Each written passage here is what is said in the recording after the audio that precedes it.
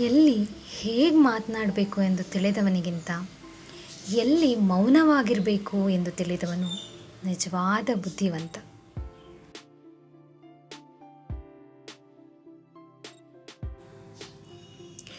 ಈಗ ಇರುವುದಕ್ಕೆ ಖುಷಿಪಡಿ. ನಾಳೆ ಏನು ಬೇಕು ಅದಕ್ಕೆ ಇಂದಿನಿಂದಲೇ ಶ್ರಮ ಪಡಿ.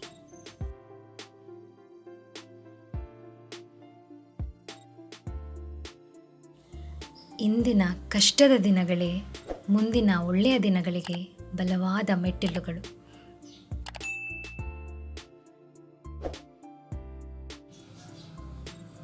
ಒಳ್ಳೆತನನ ಬಳಸ್ಕೋತಾರೆ ಅಷ್ಟೇ, ಆದರೆ ಯಾರೂ ಬೆನ್ನು ತಟ್ಟೋದಿಲ್ಲ.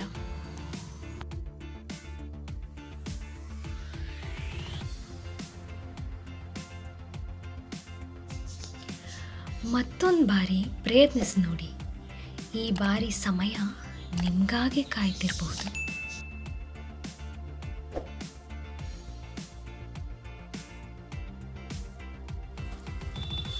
ವ್ಯಕ್ತಿಯ ಭವಿಷ್ಯವನ್ನು ಮತ್ತು ಈಗಿನ ಕಷ್ಟದ ಪರಿಸ್ಥಿತಿಯನ್ನು ಆಧರಿಸಿ ಎಂದಿಗೂ ತೀರ್ಮಾನಿಸಬೇಡಿ.